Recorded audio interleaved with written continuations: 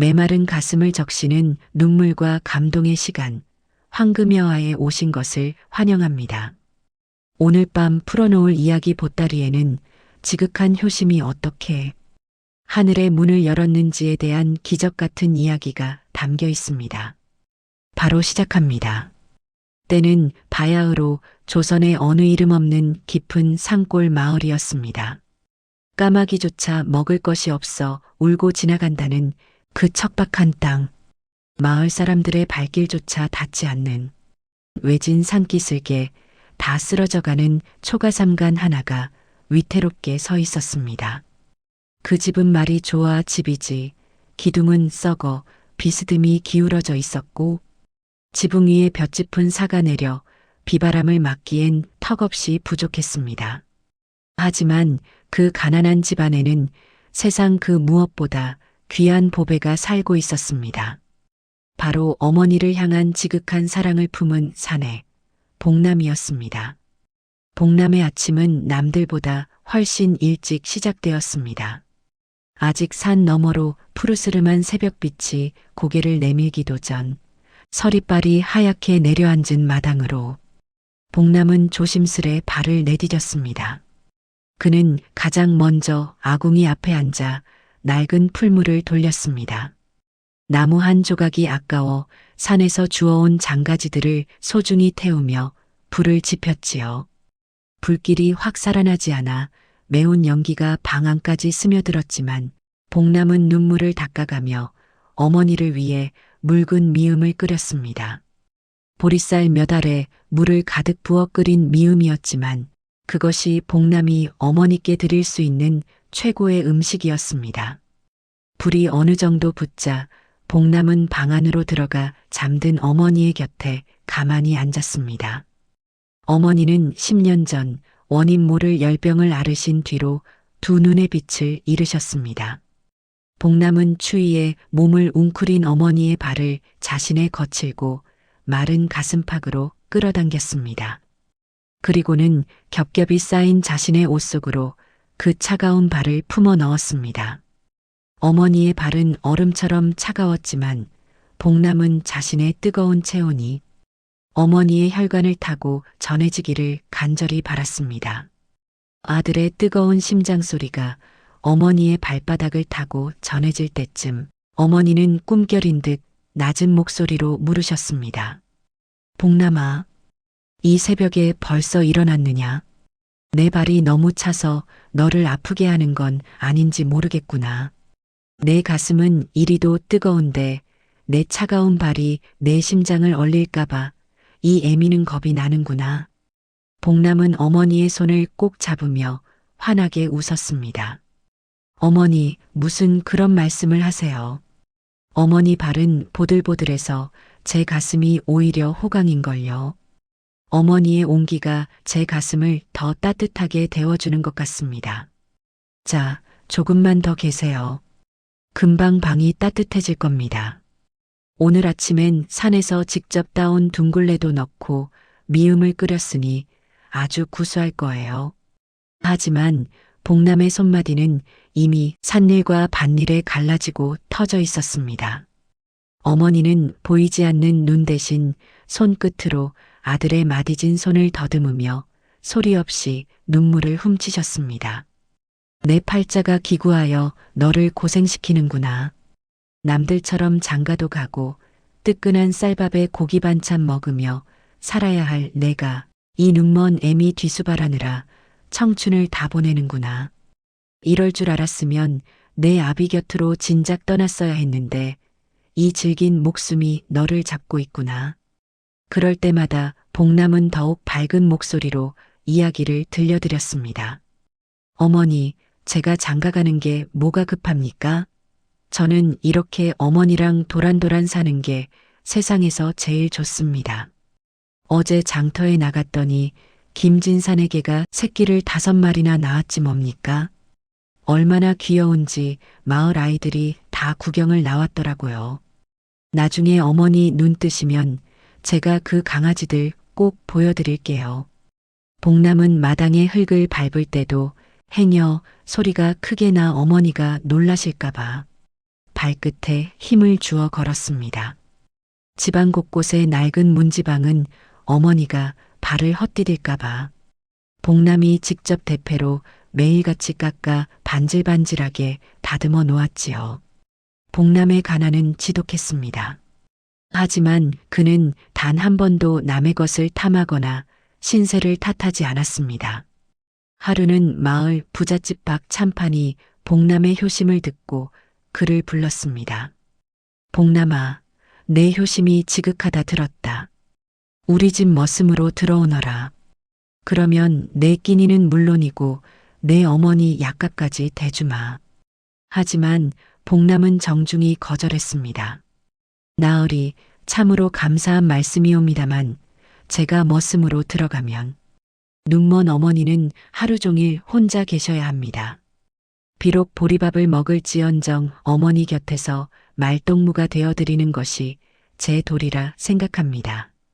박 참판은 혀를 차면서도 복남의 결의에 감탄하며 쌀 한 자루를 쥐어보냈습니다. 복남은 산에서 나무를 하다가도 좋은 열매 하나를 발견하면 절대로 먼저 입에 대지 않았습니다. 탐스러운 산머루 한 송이를 보면 그것은 자신이 먹을 음식이 아니라 하늘이 어머니께 보내는 선물이라 생각했습니다. 그는 나뭇잎으로 조심스럽게 머루를 감쌌습니다. 행여나 산을 내려오다 가시에 찔려 터질까봐 혹은 뜨거운 햇살에 물을까봐 나무 그늘에서 쉬어가며 조심스럽게 집으로 향했습니다. 집에 도착해 어머니의 입술에 머루 알을 대어드릴 때 복남은 비로소 자신의 배고픔을 잊고 행복한 미소를 지었습니다. 어머니의 시력은 복남의 가장 큰 아픔이었습니다. 10년 전 마을에 돌던 열병이 어머니를 덮쳤을 때 복남은 자신의 눈이라도 빼드리고 싶었습니다. 그날 이후 복남은 밤마다 정한수를 떠놓고 달님께 빌었습니다. 달님, 제발 우리 어머니 눈 좀 뜨게 해주세요. 제 눈을 가져가셔도 좋습니다. 제 수명을 줄이셔도 좋습니다. 오직 우리 어머니가 다시 한번 이 세상을 보게만 해주세요. 그의 기도는 비가 오나 눈이 오나 단 하루도 빠지지 않았습니다. 그러던 어느 날 복남에게 꿈 같은 기회가 찾아왔습니다.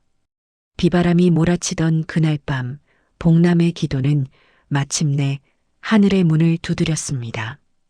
지쳐 잠든 복남의 꿈속에 온 세상이 하얗게 변하더니 은은한 백합 향기가 방 안 가득 진동하기 시작했습니다.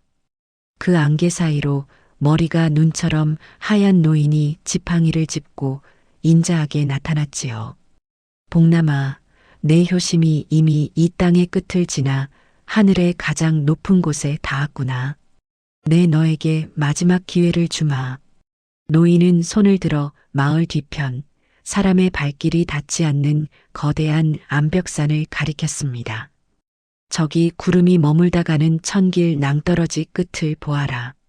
그 험한 바위 틈바구니 속에 천년의 세월을 견디며 대지의 기운을 머금은 황금 산삼이 있을 것이다. 그것을 캐어 어머니께 다려드려라. 그러면 10년간 다쳤던 어머니의 눈이 번쩍 뜨일 것이니라.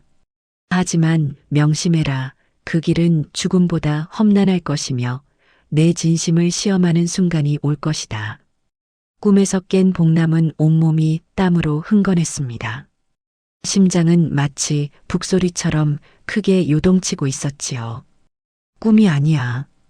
이건 분명히 신령님의 계시야. 날이 채 밝기도 전 복남은 부엌에서 가장 날카로운 칼과 낡은 밧줄 한 뭉치를 챙겼습니다. 잠든 어머니가 깰까봐 숨소리조차 죽인 채 문 밖으로 나섰지만 어머니는 아들의 기척을 느끼고 나직이 부르셨습니다. 복남아, 이 새벽에 어딜 가느냐? 산짐승들이 울부짖는 소리가 예사롭지 않은데. 조심해야 한다, 내 아들아. 복남은 눈물을 삼키며 대답했습니다. 어머니, 걱정 마세요. 오늘 산에 아주 좋은 약초가 있다는 소문을 들어서 일찍 다녀오려는 것뿐입니다. 금방 올 테니 미음 꼭 챙겨 드시고 계세요. 그것이 어머니의 눈을 고쳐드리기 위한 첫걸음이었습니다. 복남이 마주한 산은 평소 오르던 뒷산과는 차원이 달랐습니다. 길은커녕 사람의 흔적조차 없는 원시림이었습니다.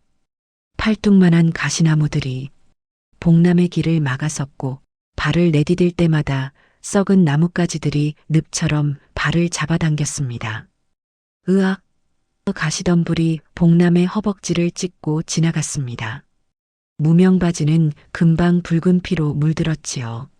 하지만 복남은 멈추지 않았습니다. 어머니를 위해서라면 이까지 고통은 아무것도 아니야. 10년간 어둠 속에 갇힌 어머니의 고통에 비하면 이건 간지러운 수준일 뿐이야. 그는 이를 악물고 덩굴을 걷어내며 전진했습니다. 산의 고도가 높아질수록 공기는 차갑고 희박해졌습니다. 정오가 지났음에도 산 안개는 걷히지 않았고 시야는 겨우 한 치 앞도 보이지 않았습니다. 복남은 신령님이 알려준 낭떠러지를 찾기 위해 바위벽을 타기 시작했습니다. 손톱이 뒤집히고 손가락 끝에서 피가 배어 나와 바위를 붉게 물들였습니다. 발바닥의 집시는 이미 닳아 없어져 맨발로 날카로운 돌끝을 견뎌야 했습니다. 조금만 더 가면 된다.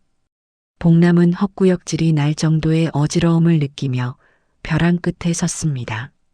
그 아래는 구름이 소용돌이치는 끝을 알 수 없는 심연이었습니다. 복남은 나무 밑동에 밧줄을 단단히 묶고 자신의 몸을 허공에 던졌습니다.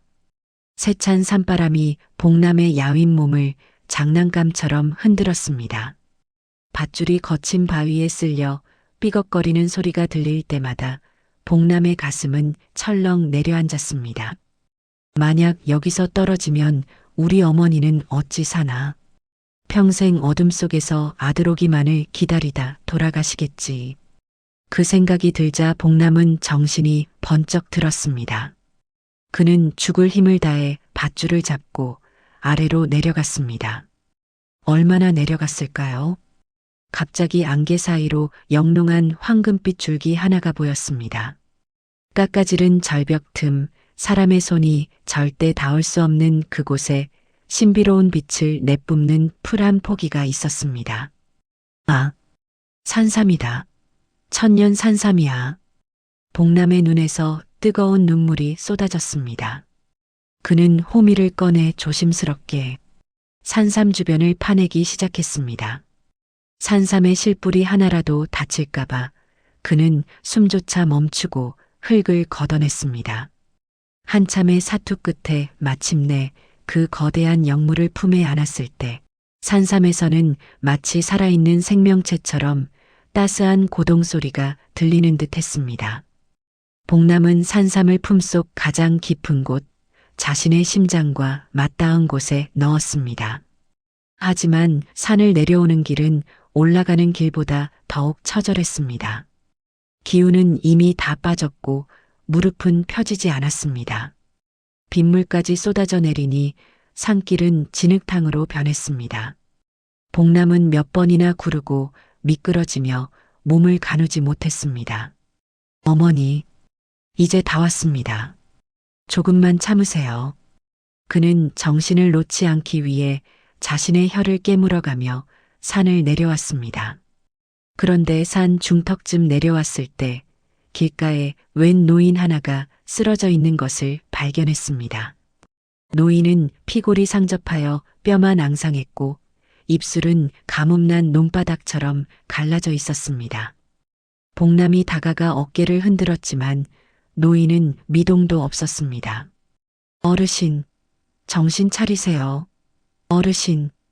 복남이 소리치자 노인은 아주 간신히 눈을 뜨며 속삭였습니다. 아니, 기운이. 이제 나는 여기서 죽는구려. 억울할 것도 없지. 하지만 자네, 내 마지막 부탁이네. 나를 좀 살려주게. 노인의 목소리는 마치 죽음의 문턱에서 부르는 노래처럼 처절했습니다. 복남의 가슴이 요동치기 시작했습니다. 내 품엔 어머니의 눈이 있다. 이 산삼을 이 노인에게 주면 우리 어머니는 평생 다시는 나를 보지 못하신다. 하지만 이 노인을 그냥 두면 지금 당장 여기서 숨이 멎는다. 복남은 산삼을 쥔 손을 부들부들 떨었습니다. 10년의 기다림, 손톱이 빠지는 고통, 절벽에서의 공포가 머릿속을 스쳐 지나갔습니다. 왜 하필 저입니까? 왜 하필 저에게 이런 시련을 주시는 겁니까? 복남은 하늘을 향해 원망 섞인 절규를 내뱉었습니다. 복남은 노인을 뒤로하고 한 발자국을 내디뎠습니다. 나는 우리 어머니가 먼저야. 이 노인은 내 가족이 아니잖아. 하지만 두 발자국을 떼지 못하고 그는 멈춰 섰습니다. 어머니의 목소리가 들려오는 것 같았기 때문입니다. 복남아, 짐승과 사람의 차이는 딱 하나란다. 공경에 처한 생명을 보고 그냥 지나치지 못하는 그 가여워하는 마음. 그게 없으면 우리는 짐승과 다를 바가 없단다. 복남은 주저앉아 땅을 치며 통곡했습니다. 어머니, 못난 아들을 용서하십시오. 하지만 어머니가 가르쳐 주신 그 마음을 제가 어길 수가 없습니다. 어머니의 눈을 포기하는 이 불효를 부디 용서하세요. 복남은 품속에서 귀하디귀한 천년 산삼을 꺼냈습니다. 그리고는 자신의 가장 깨끗한 소매로 산삼을 닦아 정성껏 짓이겼습니다. 노인의 입술을 벌리고 그 귀한 즙을 한 방울 한 방울 흘려 넣었습니다. 어머니의 10년 한이 노인의 목구멍으로 넘어가는 것을 보며 복남은 자신의 심장이 찢어지는 듯한 고통을 느꼈습니다.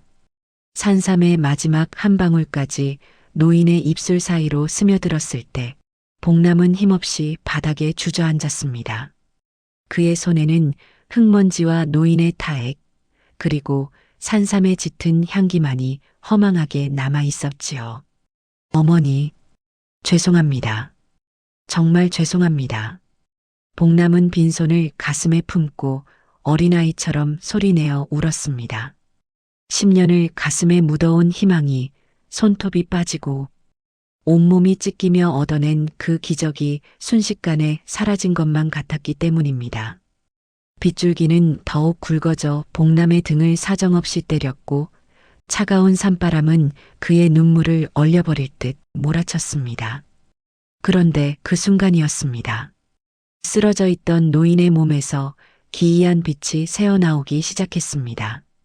처음에는 가냘픈 반딧불이 같던 빛이 순식간에 온 산을 뒤덮을 만큼 강렬한 황금빛으로 변해갔습니다. 복남은 눈을 뜰 수 없는 광채에 팔로 얼굴을 가렸습니다. 이게 무슨 일이냐? 빛의 소용돌이 속에서 노인의 쉰 목소리 대신 웅장하고도 자비로운 목소리가 울려 퍼졌습니다. 복남아, 내 마음의 깊이를 보았노라. 참으로 지극하구나. 빛이 서서히 잦아들며 복남이 조심스레 눈을 떴을 때 그곳에는 쓰러진 노인 대신 구름을 발 아래 둔 산신령이 인자한 미소를 지으며 서 있었습니다. 복남아, 너는 자신의 가장 소중한 것을 내놓아 타인의 생명을 구했다. 부모의 눈을 뜨게 하는 것도 효도이나 부모가 가르친 사람의 도리를 목숨보다 귀히 여긴 것이야말로 진정한 효의 완성이다.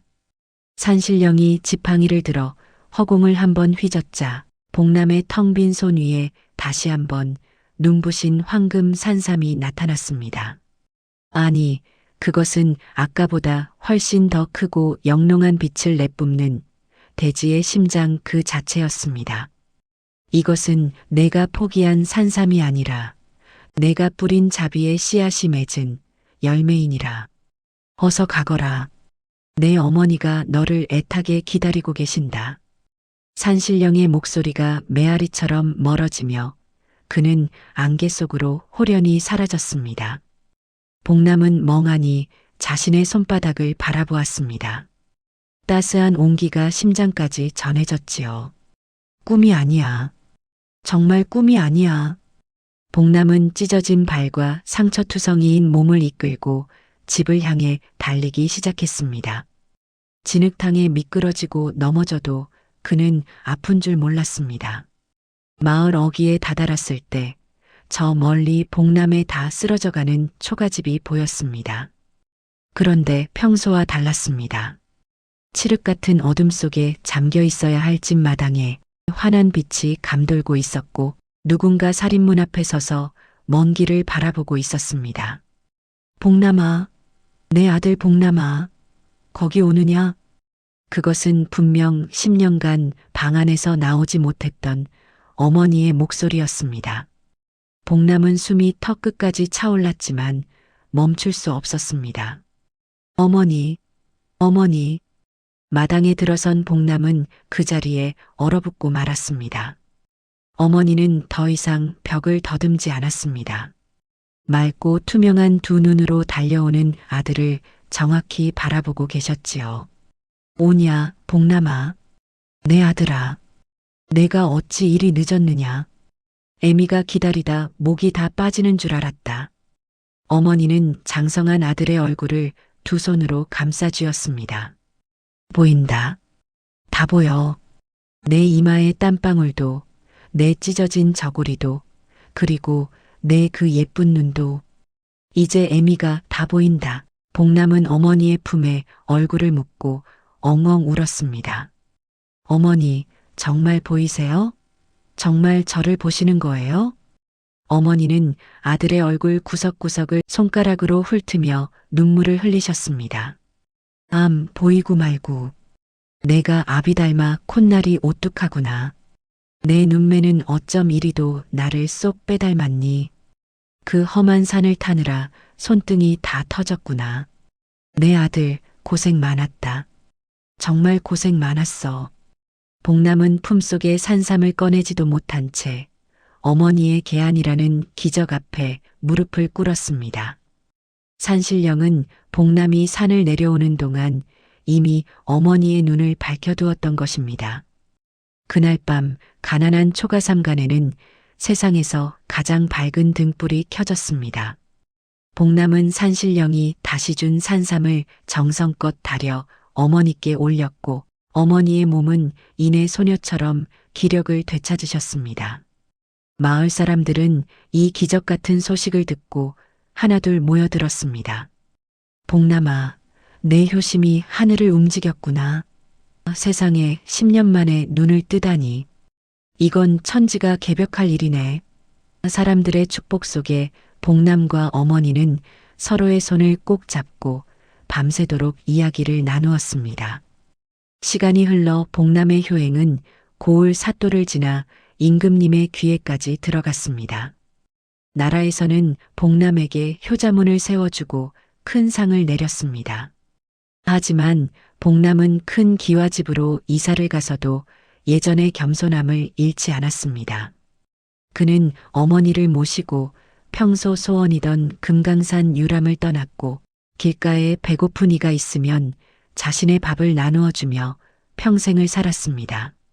사람들은 그를 볼 때마다 말했습니다. 저 사내가 바로 효심으로 하늘을 감동시킨 세상에서 가장 눈이 밝은 효자라네. 여러분, 오늘 봉남의 이야기 어떠셨나요? 눈앞의 이익보다 사람의 도리를 택했던 그의 바보 같은 선택이 결국 세상에서 가장 큰 기적을 불러왔습니다.